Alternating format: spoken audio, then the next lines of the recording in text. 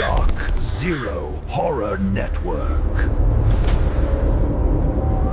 Welcome back to the Deep Dive. And before we start sharpening our fangs, we just have to say a massive thank you to all the subscribers of the Dark Zero Horror Network. Yes, thank you all so much. We're so glad you're joining us on this journey into the dark. And if you're listening and you haven't hit that button yet, please do like and subscribe. You won't miss out on any of our future horror deep dives. We have some really creepy stuff coming up. We do. But today we are looking at, like, a heavyweight championship fight. Oh, yeah. In one corner, you've got the 1994 film Interview with the Vampire. Yeah.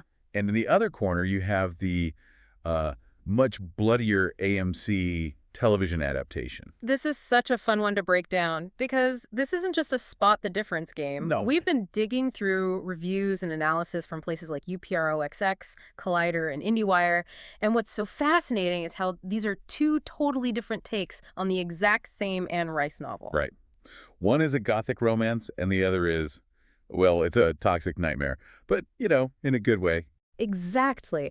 We're going to look at how they handle the romance, the huge changes they made with race, and this really interesting idea of memory that the show brings in. It's funny because usually when I hear a classic is getting a reboot, my first reaction is, you know, why? Right, don't touch it. The 94 movie is iconic, Yeah. but reading through these breakdowns, it seems like the show isn't trying to replace the movie at all. No, it's trying to do all the things the movie just couldn't. And that starts with the most obvious thing, time. The luxury of time. Okay, so the Neil Jordan film from '94 had to cram this dense philosophical book into 2 hours. It's just a snapshot. It moves so fast. It's like, bam, you're a vampire, here's a kid, there's a fire, the end. Whereas the AMC show is already greenlit for more seasons. They have hours and hours to just let things breathe. But there's another advantage they have. Hindsight. Exactly, hindsight. Because back in '94, Anne Rice was still writing these books. The world wasn't even finished yet. The mythology wasn't finished. The showrunners today have the entire Vampire Chronicles, like 15-plus novels on their desk. They know how it all ends. So they can start planting seeds for stuff that's way down the line. Precisely.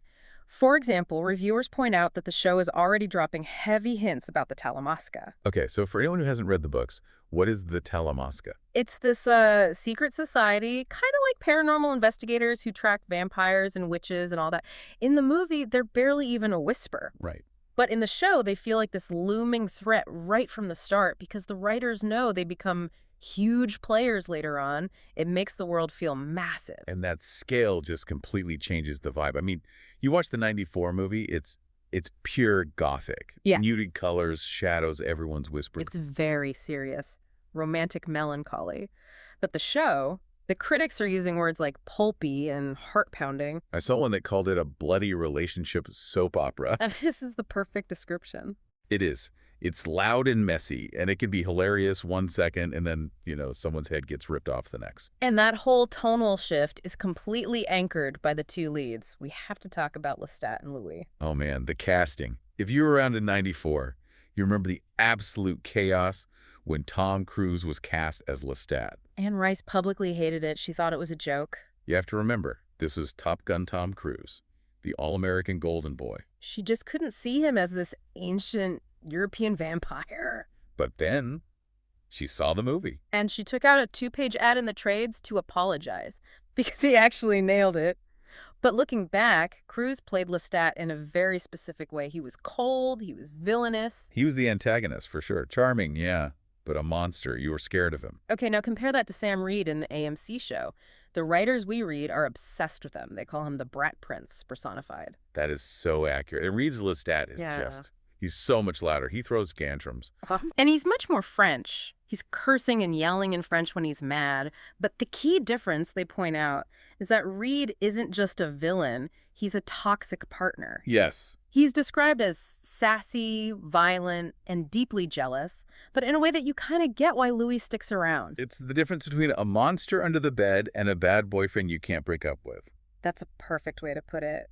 And that brings us to Louis. In the movie, Brad Pitt. I mean, it's 1994, Legends of the Fall, Brad Pitt. The peak of tragic heartthrob. He was beautiful, but was the character interesting? That's the thing. The retrospective reviews are a little harsh. They call his performance muted or even whiny. He just sort of suffers beautifully for 2 hours. He's the moral center, but he's super passive. And then you get Jacob Anderson in the show, who most people know as Grey Worm from Game of Thrones. And he is not passive. Not at all. The sources say he gives Louis this wild-eyed abandon. He is just suffering. He's conflicted, he's self-loathing, but he's also passionate. He fights back. He has agency, even if he's making terrible choices with it. And the biggest terrible choice leads us to the biggest shift of all.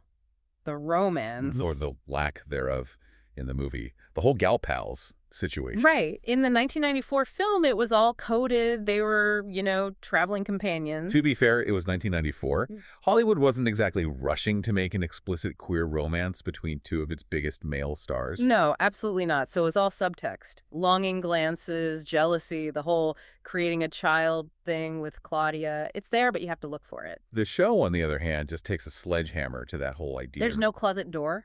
It's gone. There is zero ambiguity.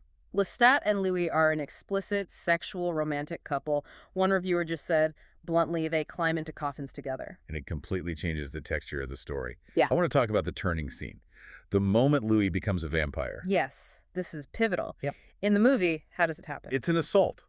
Lestat attacks him in a cemetery, drains him. It's violent, non-consensual. He basically discards him in the mud. It feels like a curse. Okay, now the show. It's a seduction. It's this long, tender, and thoroughly explicit scene where Lestat asks him, he offers it, be my companion. It's like a marriage proposal. But not a healthy marriage. Not at all, and that's the genius of it.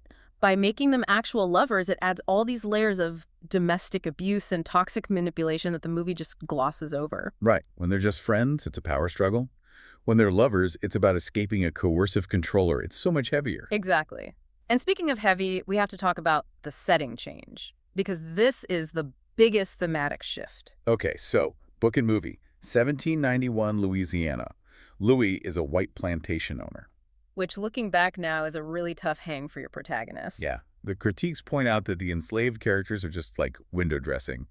And Louis is this kind-hearted slave owner, which is an idea that just doesn't work today. So the showrunners made a huge change. They moved the timeline forward to the 1910s. To the Storyville era of New Orleans, the red light district. Right, a place of jazz and vice and crime. It's this really vibrant backdrop. And the crucial change, Louis, played by Jacob Anderson, is now a black man running a brothel. This changes everything. He's a black man in the Jim Crow South. It completely rewrites the power dynamic. One of the writers we read says it grounds the fantasy in a very real horror. She calls it marginalized community issues. What does she mean by that? She means that even though Louis has money, even after he becomes a vampire, he is still a black man in 1910. He can't get a cab. He can't go into certain places. Racism is a bigger monster than vampirism. And it adds this really nasty layer to his relationship with Lestat. It does. Because Lestat is a white French aristocrat. He moves through the world with a privilege Louis can never have. So when Lestat is condescending, it's not just vampire arrogance anymore. There's a racial power dynamic baked in. It makes the outsider status feel so much more real. In the movie, Louis is sad because he's a monster. Yeah. In the show, he was an outsider long before he ever grew fangs. Which is just a deeper tragedy. And we can't talk about settings without mentioning the frame narrative. Oh, right, where the interview is actually happening? In the movie, it's some dark room in San Francisco. Yeah. Very noir. In the show, it's a high-rise penthouse in modern-day Dubai. And Louis is apparently richer than Jeff Bezos. It's such a stark contrast. The flashbacks are all humid and sepia-toned. Then you cut to Dubai, and it's sterile, concrete, glass. It shows how far he's removed himself from humanity. He's literally in an ivory tower. Yep. And sitting across from him is Daniel Malloy, the interviewer. And this character got a massive upgrade. Oh, huge. In the movie, Christian Slater's character is, well, the sources call him hapless. He's basically just a plot device holding a tape recorder. He's just there to ask, and then what happened? But in the show, you get Eric Bogosian. And he is fantastic. He plays Daniel as this older, cynical journalist who has Parkinson's. He's lived a life. He's not impressed. And he pushes back. He doesn't just sit and listen. He calls Louis out on his shut all the time. And this introduces the smartest thing the show does, the idea of the unreliable narrator. This blew my mind. Yeah. In the movie, you just accept that everything Louis says is true. Right. But in the show, Daniel is constantly poking holes in the story. Louis will be describing something, and Daniel will pull up a weather report from 1910 and say, actually, it was raining that night. Why are you remembering it wrong? That's so cool. It suggests his memory is flawed. Or that it's been manipulated. The show hints that other vampires, especially Armand, might have been messing with Louis's head for decades, literally editing his memories. So the interview isn't just a story, it's an investigation. Exactly. It has this whole mystery layer. And of course, we can't forget the third point of that triangle, Claudia. The child vampire. Yeah? Kirsten Dunst was amazing in the movie. Iconic. I want some more. But the movie really focused on the horror of being an adult mind in a kid's body. The show ages her up a little bit. She's a teenager, around 14. Which seems small, but it opens up so many new story avenues. Because she looks like a teenager, she can try to have a life. The show gives her this whole quest for love. She tries to date human boys. Which you just couldn't do with the 5-year-old version. And it always ends in heartbreak because she's still a killer. It makes her story this tragic coming-of-age thing. So, big picture. We have the race swap, the explicit romance, the unreliable narrator. Does it all work? What's the verdict? Overwhelmingly, the sources we read agree. The show bests the film. Wow, that's a bold claim.